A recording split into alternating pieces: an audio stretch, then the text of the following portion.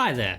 The nominees for the Game Awards were just announced a couple of hours ago, and I thought it would be a fun idea to go through the categories and make some predictions as well as talk about the quality of the nominees. This is something a bit different, but I figured I'd probably be covering the Game Awards on December when I thought, why not make some predictions? Look, I haven't seen any of these yet, so let's just jump straight into it.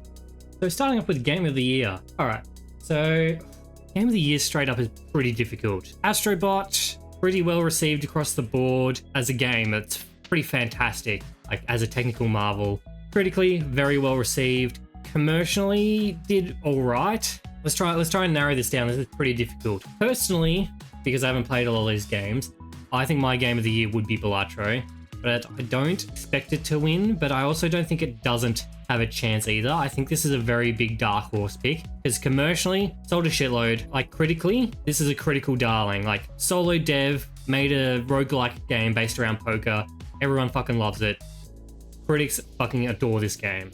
So I wouldn't count Balatro out. And I think if, Black Myth Wukong doesn't win, I think it'll go to Balatro. That being said, Elden Ring Shadow of the Erdtree has a very good chance as well. But I don't see it winning over Black Myth Wukong. All this expansion was way too hard for a lot of people. And I think a lot of critics might have bowed out or just ran away from it in fear.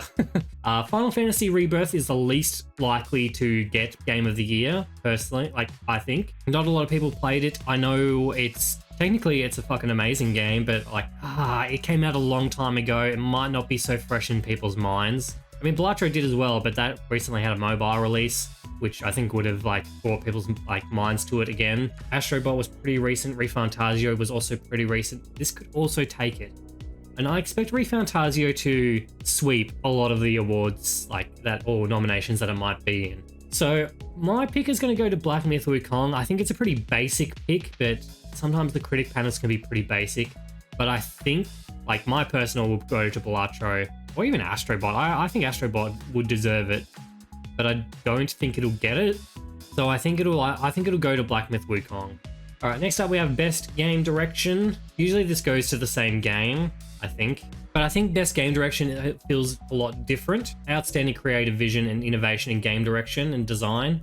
This feels like it should go to Astrobot. And I think that's what I'll pick. But just to go through, ReFantazio, I think this might... Great art design. Final Fantasy VII Rebirth, very cinematic. Erdtree, probably not because it's more Elden Ring. I mean, yeah, I can't see that getting it. Black Myth Wukong will probably take, if it takes Game of the Year, then it might take this as well. Balatro, I don't think it will. That being said, as a game made by a solo developer, it could, but I think it'll go to Astrobot just purely for how creative this game is. Best Narrative. All right, so Silent Hill 2, pretty well received, was very great narratively back when it came out. Because it's a remake, maybe not. Hellblade 2, possibly. I don't know.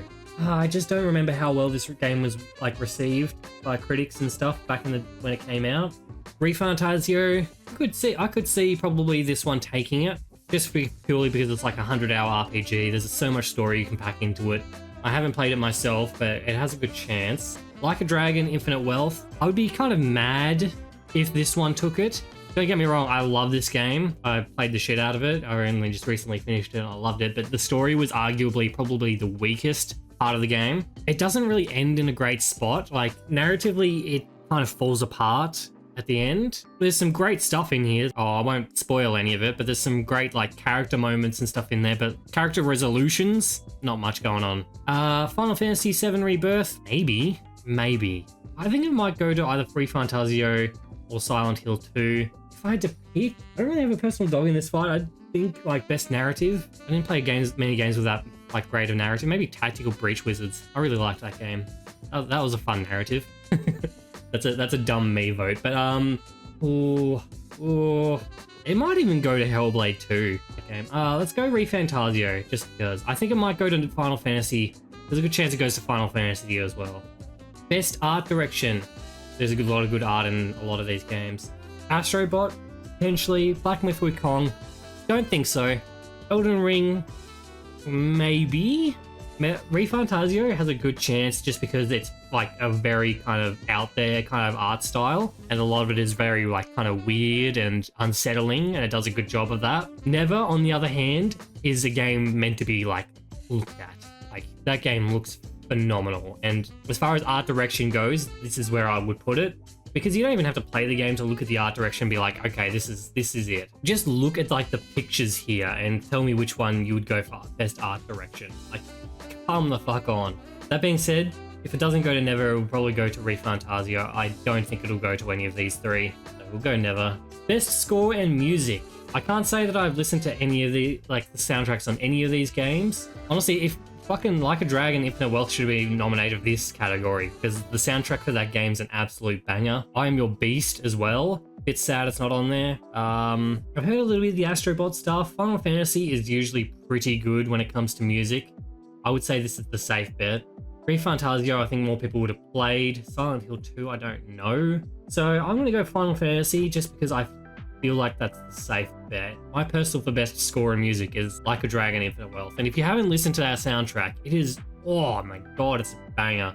Best audio design. God, Astrobot is like nominated for a lot of things. Best in-game audio and sound design. I think this is going to go to Hellblade. I haven't played much of the second one because my PC wasn't up to scratch to run it when it came out, but it is now, so maybe I should go back to it. Well, Hellblade 1 had like some awesome audio design. The stuff that they did with the headphones and the voices, it's nothing like I'd ever heard. Silent Hill 2 might also get it just because of its horror atmosphere, which a lot of people have been praising. Black Ops 6, pay to win audio design thing. It's not like a pay to win audio design, but it's like you pay to get like a better kind of mixed game, which is very strange. So I don't think it'll go to that, but like I've heard that stuff is cool for like, you know, audio enthusiasts. I'm gonna go Hellblade 2 just because if they kept doing the same stuff that the first game did, then I would definitely put that one in there.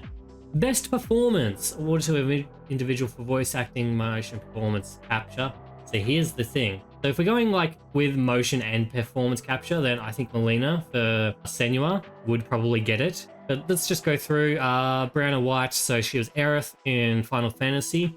I don't know how they handled the whole thing that happens with her. I don't know much about the game. Performance, pretty good. Life is Strange. Sorry, I don't think I see this one getting it. I don't think a lot of people liked this game as much as the first one.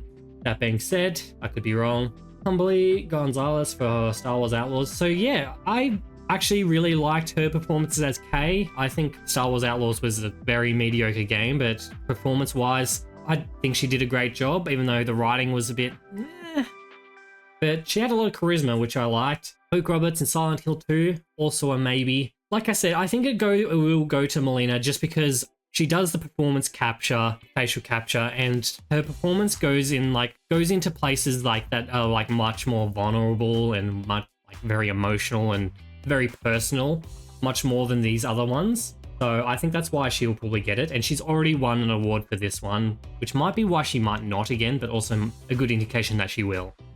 I know that it doesn't make much sense, but I think it will go to Melina. Innovation in accessibility. So I don't know much about what Black Ops 6 did in terms of pushing accessibility. I know that since probably they've been bought by Xbox, then there's probably been a bit more of a push in that direction. Xbox is pretty big into accessibility and making sure games can be enjoyed by a lot of people. That being said, Ubisoft is also doing this. I haven't played Lost Crown, but I have played Star Wars Outlaws, and in my review I even praised the accessibility options and how the broad range of what you can do with this game. That being said, I've heard a bit about Diablo 4 being pretty accessible. Veilguard, probably not. I don't know much about this one. I don't know much about these two. And so it'll either go to Diablo or Star Wars Outlaws. I think it will go to Star Wars Outlaws just based on like what I've experienced, but I think Diablo would be a close second. So I'm going to go with Star Wars Outlaws. Games for Impact. So this one's also very hard. I haven't heard of Close of the Distance. Personally, I don't know much about this game. Indica, this one's a bit of a critical darling, along with Never, pro-social message or meaning or things that tackle difficult subjects. I think it'll go to either Hellblade or Indica. Most likely Hellblade due to being the more popular game. Life is Strange.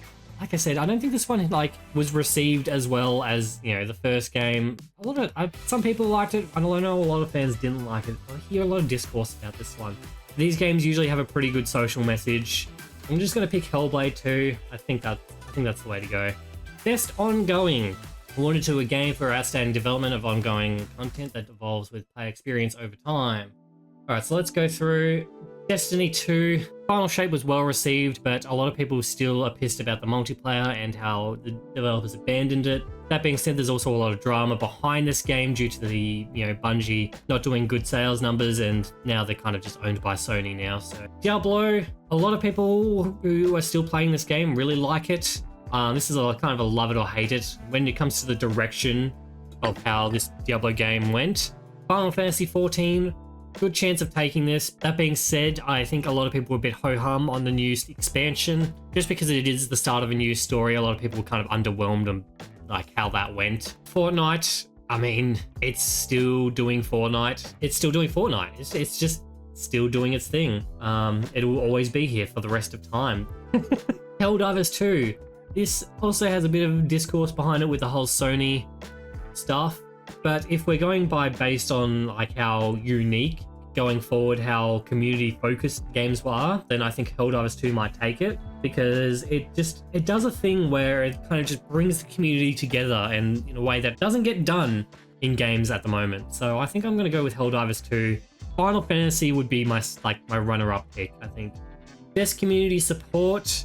Recognizing a game for outstanding community support, transparency and responsiveness, inclusive of social media activity and game updates and patches. If we're going by how communicative the developers are, it might even go to Helldivers 2 again, just because like even when they were going through that whole like Sony account thing that happened, like Arrowhead were very communicative and very transparent that like this wasn't their doing, like they didn't want to do this. This was all Sony thing. Oh, I didn't mean to do that. That being said, Fortnite, no. I mean, they, you know, keep the game going, but community support and transparency, responsiveness, Final Fantasy, maybe. Baldur's Gate 3, they are still putting in the work with this game. They're still adding features, like when they added like the extended endings and stuff like that. They're still developing this game to make it the best possible experience it could be. That being said, if we're looking at it that way, then No Man's Sky is also just still being worked on to this day. Like still huge free updates, expansions. Fuck me. Hello Games have like more than atoned for No Man's Sky. This is the gold star. This is what like an ongoing developed game should look like. It should look like No Man's Sky. And even though I don't like this game, I love that Hello Games just kept putting in the work. No Man's Sky should have been dead 5 years ago. It should have died and the development should have been abandoned, but they didn't. They made it the game it was supposed to be. That being said, Helldivers is probably the most likely, or Baldur's Gate is still the darling. Any chance that like Baldur's Gate could get more awards, then it probably will. You know, it was a fantastic game that deserves awards for the rest of time, I guess.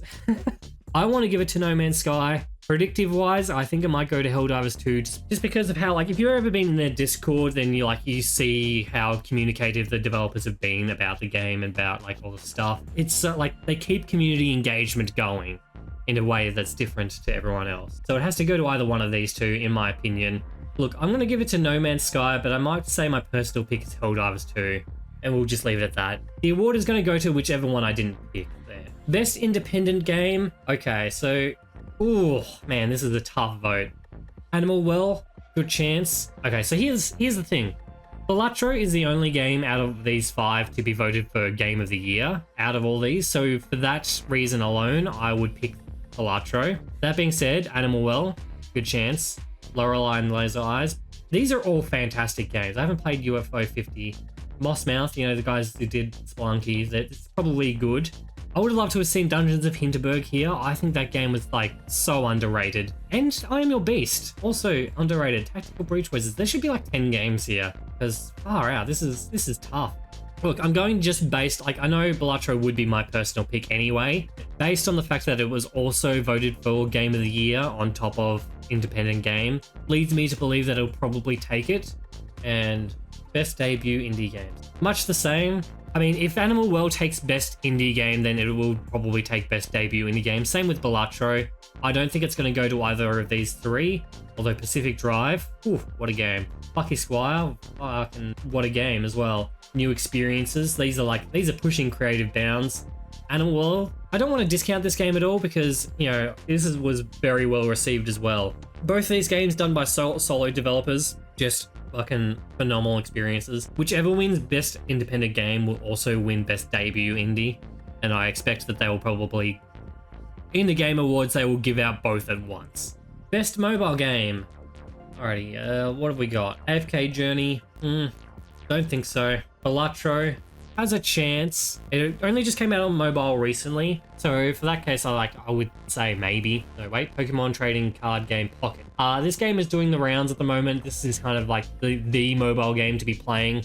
Has a pretty decent chance. Wuthering Waves and Zenless Zone Zero. Zenless Zone Zero is pretty fun. Don't think it's going to get it though. Same with Wuthering Waves. I'm tossing up between it's going to be either one of these two. Look, I've played a bit of the Pokemon trading card game. I don't even do the battles. I just like collecting the cards and then looking at the art.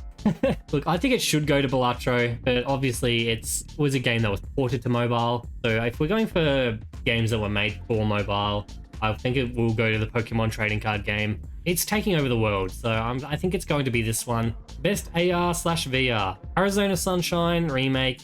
Don't think so.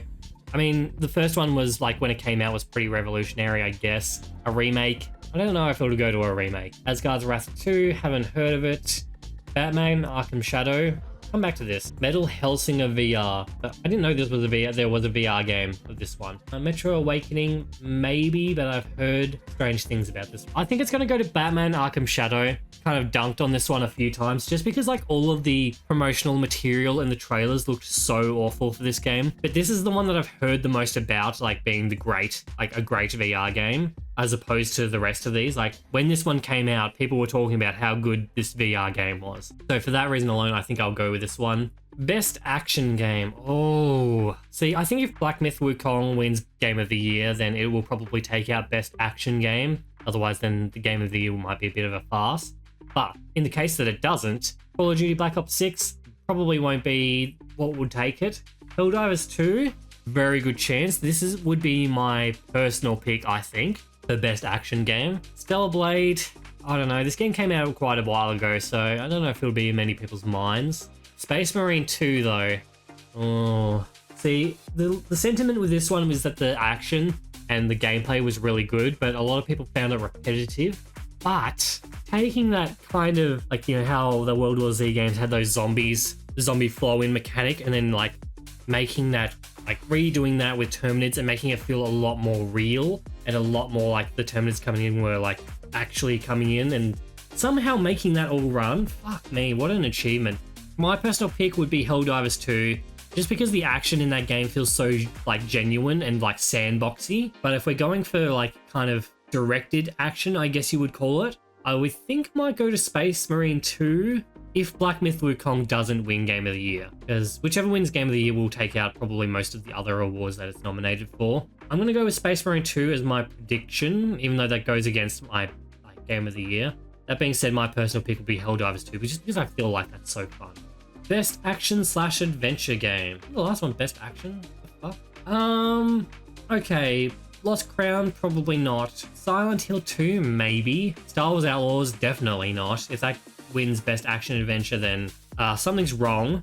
I don't see Legend of Zelda taking it either, although I've heard this is a pretty cool little game. I think our frontrunners are Astrobot and Silent Hill 2. Either one of these will take it. I'm going to go with Astrobot as my prediction and my personal, just because I feel like it's a more refined experience. Best RPG. Alright, so let's go from my least expected to my most expected to get it. Final Fantasy Rebirth, I don't think we'll get it. I just don't think the game made much of an impact.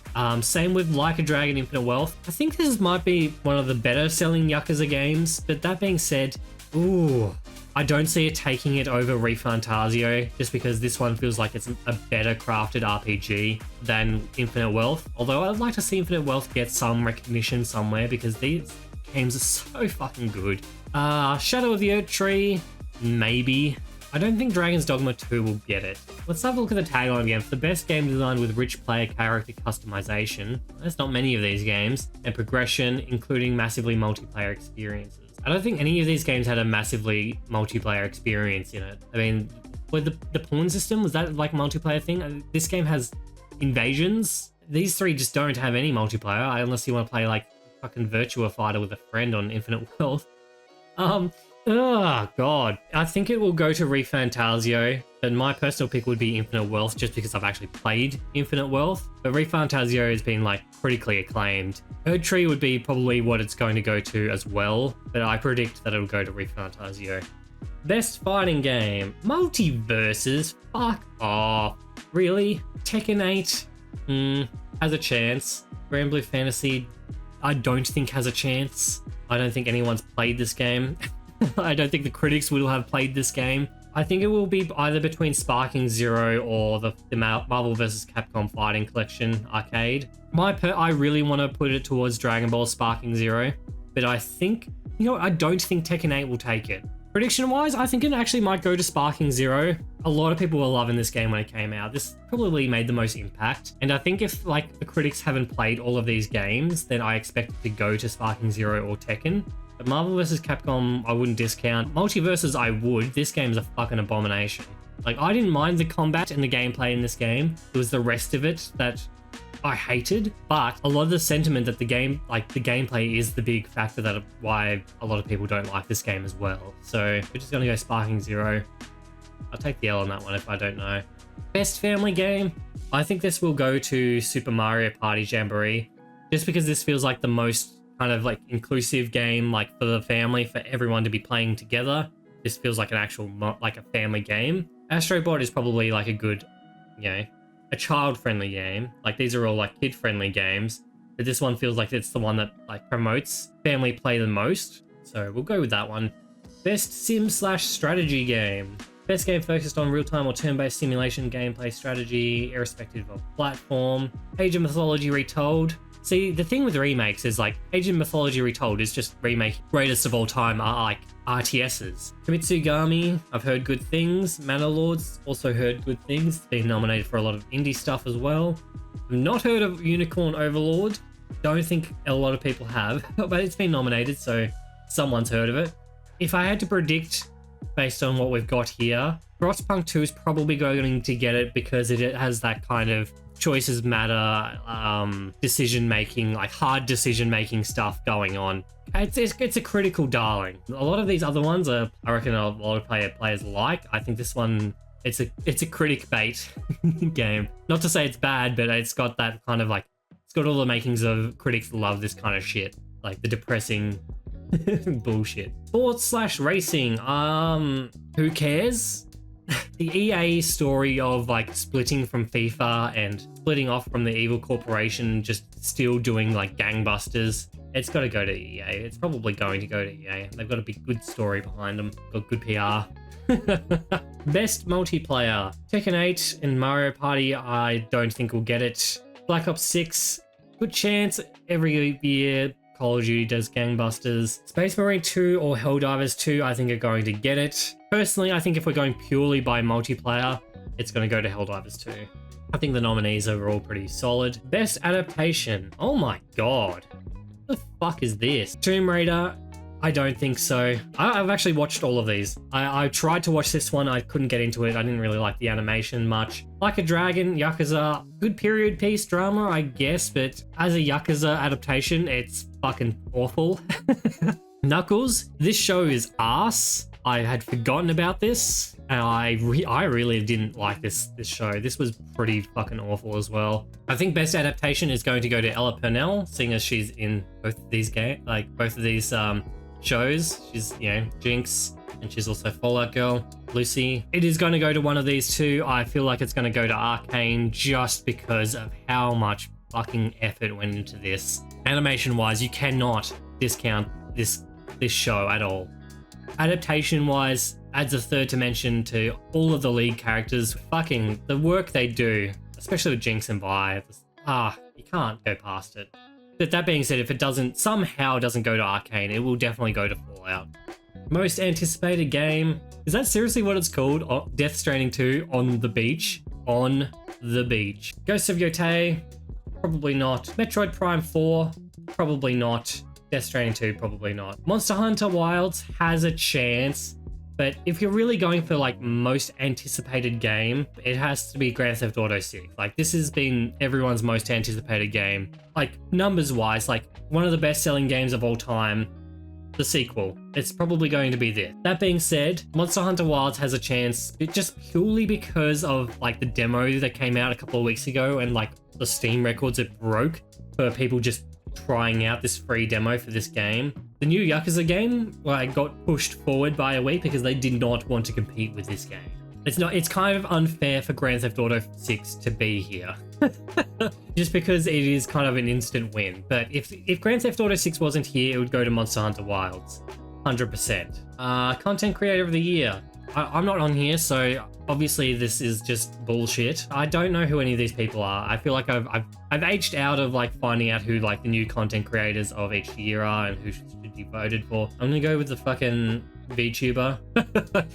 No reason. Best esports game. For the game that has delivered the best overall esports experience to players, inclusive of tournaments, community support, and content updates, irrespective of genre or platform. I know it sounds a bit biased, but I think it has to go to League of Legends. I mean, did you see Worlds this year? Like, Jesus Christ. That 5-game set on the finals, like, that was intense. That was amazing. The opening performance was just S tier. Fantastic. Like, they put on a show. They have the hype. I don't see how it goes to anything other than League of Legends. That being said, if I'm going along with this train, I think best esports athlete has to go to also Faker. I mean, like the Galio play that just kind of won T1 the fucking Worlds. He also got voted MVP, so, you know. And along that same thought train, then it probably also has to go to T1 for Worlds. Although it could probably go to someone else who performed better overall during the year. Maybe Gen G or Bilibili. But I'm just going to keep going with T1. Oh, and that's it. Alright, so that's it. I guess we will check back in after the Video Game Awards and see how well I predicted the winners. I reckon I might pick a few of those. I think the shakiest pick I've got is Game of the Year. Oh, I just don't know. I would love for it to go to Balatro or Astrobot, but I think where the critics are thinking, then I think Black Myth Wukong will probably be the one that takes it. But I don't think that Black Myth Wukong will sweep. I don't think any game actually will sweep. I think the one that has the best chance is ReFantazio of sweeping a lot of the awards. I think if one game is going to like blow out everyone, like votes wise, then it'll probably be that one. All right. So let's just leave it there. Thank you everyone so much for watching this video. I know it was a bit different. I will have a proper review coming out in the next couple of days or so. Till then, let me know what you thought of this video and what your picks for Game of the Year are, or Best Game Direction, or anything. Let me know why I might be wrong on some of these. Thank you so much to my YouTube members, Controlled Killer, Yellow, and Melodia. If you think my content is worth supporting, then the option is there as a YouTube member. But if you want to check out any of my other stuff, I have a community Discord that is free to join, as well as a Steam Curator page where I post some mini reviews there sometimes. So if you want to check any of those out, then links are in the description below. Thanks again for watching, and I will see you all next time.